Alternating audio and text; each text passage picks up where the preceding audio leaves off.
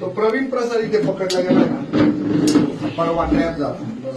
आम्ही खरं प्रांतांना भेटायला आलो होतो, ते नव्हते म्हणून आम्ही तहसीलदारांना भेटतो, पण तेही नाही म्हणल्यावर आम्ही तुम्हाला भेटतो आहोत. कुणीतरी एक आम्हाला अधिकारी हवा आहे. तुमच्या नाकाखाली या चोऱ्या, लांड्या, लबाड्या, भ्रष्टाचार चालू याची आम्हाला लाज वाटते, सांगायला आलो आम्ही तुम्हाला त्याचं निवेदन देतोय आम्ही. की महसूल खातं बदनाम आहे शेतकऱ्यांना लुटण्यासाठी, जनतेला लुटण्यासाठी. ते आम्ही किती दिवस सहन करायचं? 78 वर्ष झाले आमच्या देशाला स्वातंत्र्य मिळून. तुम्हाला सगळ्यांना आम्ही सेवक म्हणून ठेवलं, तर ते सेवकच जर चोऱ्या करायला लागले तर आम्ही कोणाकडे पाहायचं? आणि जर परमनंट नोकऱ्या बंद होत चालल्या आहेत ना, ते केवळ ह्याच्याचमुळे चाललंय की ज्यांना परमनंट नोकऱ्या दिल्या ना ते चोऱ्या करून राहिले सर. आज तलाठीची परवा हे झाली, परीक्षा झाली, लाखो मुलं बसली सर. आमचे लाखो मुलं बेरोजगार आहेत, त्यांना हव्या आहेत नोकऱ्या. कसे असतील आमचे येडे झाले लोक, पण ते तुम्हाला भेटलेले होते, तुम्हाला ते तलाठी म्हणून मिळाले आणि त्यांच्यावरच आपला देश चालला आहे. आज तुम्ही तुमच्या खुर्चीचं जे काही सांभाळता त्याच्यावर देश चालतो सर आमचा. तर मेरा नायब तहसीलदार देश चलाता है, तो देश चलाने में अगर कोई कमी हो तो मेरा देश कैसे चल पाएगा? नहीं चलेगा ना. आणि ज्या संविधानाला आपण स्मरून काम करतो त्या संविधानाला मानायचं कुणी? अफगाणिस्तानचे लोक मानतील का जपानचे मानतील? भारतीयांनी मानायचंय त्याला आणि त्याला स्मरून अहोरात्र काम करायचं. काय कमी पडेल असं वाटतं का तुम्हाला? एकदा संविधान जर 100% आपण सगळ्यांनी आत्मसात केलं आणि कृतीपूर्ण त्याला जर जोड दिली तर हा देश थांबल का? आपण महासत्ता 20 दिवसात हो सर, फक्त 20 दिवसात. आणि जनता मालक जर आहे ना सर, रयतेचं राज्य महाराजांनी सांगितलं, संविधानाने जनतेचं राज्य सांगितलं. आम्ही वेगळं काय सांगतो? आम्ही तेच सांगतो, फक्त साध्या भाषेत सांगतो. काय चुकतं आमचं? आणि जर तुमचे नोकरच जर आमचे बाप बनत असतील, तो म्हणतो पंतप्रधानासमोर सुद्धा आहे ना महसूलचा अधिकारी झुकत नाही म्हणे, वाकत नाही, असं कुठं वाक्य असतं? त्याला आम्ही सांगत होतो नको पैसे खाऊ दे, काम करून बाबा. तरी त्याला माहिती होतं काही निर्भयचे लोक ऐकणार नाही सर. आम्ही सगळ्यांचे रंग घेतले, हो भगवा घेतला, हिरवा घेतला, निळा घेतला, लाल बावट्याचा लाल घेतला, पिवळा घेतला, तुमच्या ओबीसी वाल्यांचे सगळे कलर घेतले. काळा तयार झाला, तोही निषेधाचा तयार झाला. सगळ्यांचे रंग घेतले, कोणालाच नाराज ठेवलं नाही. का तर आम्हाला 150 कोटी आमचे आहेत, आम्ही असं म्हणतो. संविधानानं सांगितलं कोणी छोटा नाही कोणी मोठा. मग यात सरकारने का बरं सगळ्यांना नाडावं सर? प्रत्येकाचे 15,000, 20,000, 30,000, 40,000. त्याला अटक केल्यावर सगळ्यांच्या तक्रारी आल्या आमच्याकडे. म्हणजे पैसे खाण्याला काही सुमार आहे का सर? आणि त्याच्यामुळे इतका माज येतो. तो कधीच बसला नाही. आपण 15 लाख रुपये ना खर्च करून त्याला ऑफिस बांधून दिलं सर, पण त्याच्यात कधी त्याचं बूट टेकवलं नाही त्यांनी. तो वावरात खायचा, तो बांधावर खायचा, तो रस्त्यावर खायचा, त्या हॉटेलीत खायचा, टपरीवर खायचा, मोटरसायकलीवर खायचा, त्याच्या गाडीत खायचा, त्याच्या घरात खायचा. आणि मग त्याला खायला कशी जागाच नाही ना शिल्लक ठेवली त्याला. नाही ना चालणार सर असं. तर तुम्ही आहे ना त्याला काय होतं, दुर्दैव आमचं, आम्हाला तेवढ्या पुरता आनंद की त्याला आम्ही हे केलं, काय ट्रॅप केलं, बदनाम केलं. माझं हे काढा, फेसबुक काढा. पण सर तो 6 महिन्यात रिइन्स्टेट होतो सर. माझ्या देशाचा कायदा ज्यांनी बदलला ना त्या हरामखोरांनी त्याला रिइन्स्टेट नाही करायला पाहिजे, त्याला बडतर्फ करायला पाहिजे सर. आणि त्याच्या जागेवर माझा एक नव्या रक्ताचा, नवा दमाचा तरुण माझा आला पाहिजे सर, म्हणजे त्याला जागा मिळेल. हे बघा, हे जे केलं ना आम्ही, हे इंस्टा काढा, इंस्टा.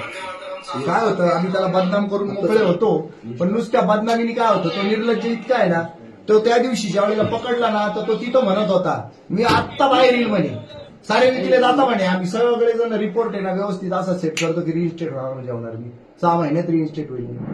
हा जो कॉन्फिडन्स आहे ना तो मेला पाहिजे सर.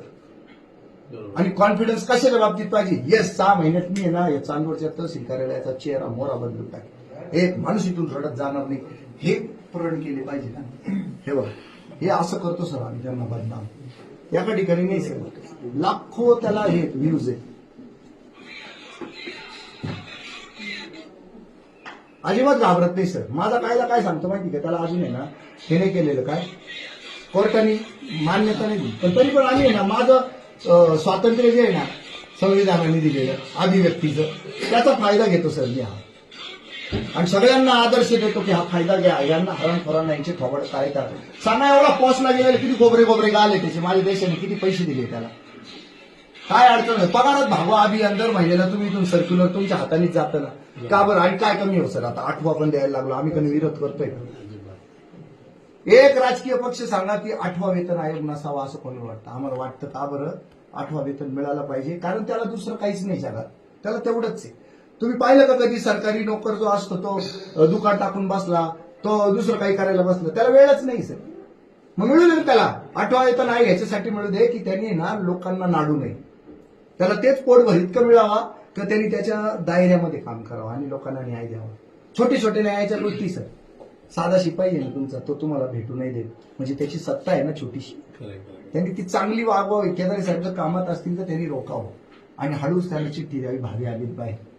ती सत्ता आहे ना सर त्याची, आणि ती त्याला उपभोगू देतो का नाही आम्ही त्याला म्हणतो का काही बाहेर, हे तू शिपुर्ड्या झाला, आमच्या काय डोक्याला डोकं लावून राहिलं, असं नाही म्हणत आम्ही.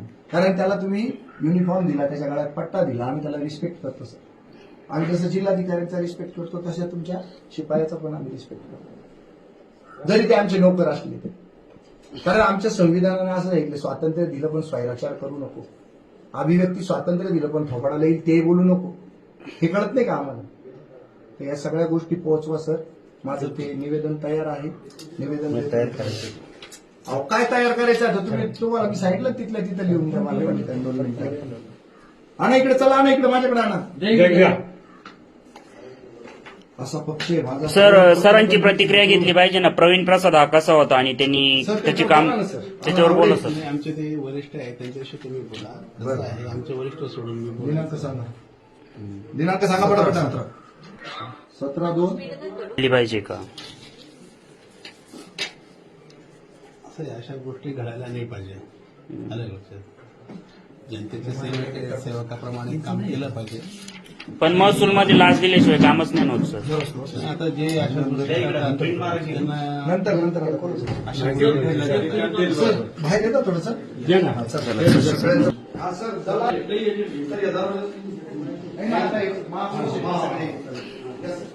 आणि सगळी ते टोपीवाले पुढं, बिन टोपीवाले मागं. अरे तुम्ही कसं घेता, बिन टोपीवाल्याला सांगा, फोटो काढायला बिन टोपीवाला द्या. फोटो निघतोय सर याच्यात, काय प्रॉब्लेम नाही. मागे सगळ्या टाकून देतो सर. 1 मिनिट सर, आपल्याला प्रती लागले. 2 मिनिटं व्हिडिओ बनवून घ्या ना. व्हिडिओ चालू आहे ना सगळं. केदारे सरांना नायब तहसीलदार आहेत चांदवडचे, आज मी प्रांतांना भेटायला आलेलो होतो. निर्भय महाराष्ट्र पार्टीची चांदवड तालुक्याची नाशिकची टीम इथं पोहोचलेली होती. लाचखोर प्रवीण प्रसाद याची बडतर्फी व्हावी याच्यासाठी तुम्ही सगळा अहवाल द्यावा, त्याची फंड, ग्रॅज्युइटी, पेन्शन सगळं बंद व्हावं याच्यासाठी प्रयत्न व्हावे. तो रिइन्स्टेट होऊ नये याची काळजी घ्यावी, कारण लाचखोर जे आहेत ना ते देशद्रोही आहेत. संविधानाला न मानता त्याला संविधानानं सगळ्या गोष्टी व्यवस्थित त्याच्या दारात दिलेल्या होत्या. आता संविधानाप्रमाणे त्याला 8वा वेतन आयोग सुद्धा मिळणार होता, पण तरीही पगारात न भागवता पगारात भागवाच्या अभियानाचे सगळे सर्क्युलर त्यांनी कचऱ्याच्या कुंडीत टाकून सगळ्या शेतकऱ्यांना, जनतेला लुटण्याचं चालवलेलं होतं, म्हणून त्यांना ट्रॅप लावला. तर अशा माणसाला अजिबात सरकारी पैसे म्हणजे जनतेच्या कष्टाचा पैसा घरी त्याच्या जाता कामा नये आणि त्याला जाईपर्यंत यातना झाल्या पाहिजे याची काळजी त्यांनी घ्यावी, अशा आशयाचं मी निवेदन देतोय. आणि त्याचबरोबरीनं चांदवडमध्ये सगळ्या दलालांचा, एजंटांचा सुळसुळाट आहे. जनतेला थेट तुमच्यापर्यंत येता येत नाही. जनतेला तुमच्यापर्यंत येण्यासाठी एजंट, दलाल, मध्यस्थ हे लोक का लागतात, तर त्यांना तुम्ही इथून हद्दपार करा. इथे एकही एजंट दिसता कामा नये. अशा प्रकारचं पत्र आम्ही आज केदारे साहेबांना सुपूर्द केलंय आणि संविधानाची आब राखण्याचं काम तुमच्या सगळ्यांचं आहे अशी विनंती करतो. पण सर, साधी नोंद काढायची म्हटलं ना, तिचा भाव आहे 500 रुपये, 800 रुपये, 1000 रुपये. तो यांना बंद करायला सांगा. ते काम झालंच पाहिजे, म्हणजे त्याला पैसे लागत नाही सर बरं का नोंद काढायला, तरी इकडून पैसे घेतले जातात. तसंच नोंदींच्या बाबतीत नक्कीच आपल्या भावना वरिष्ठांना कळवणार. तिची पोच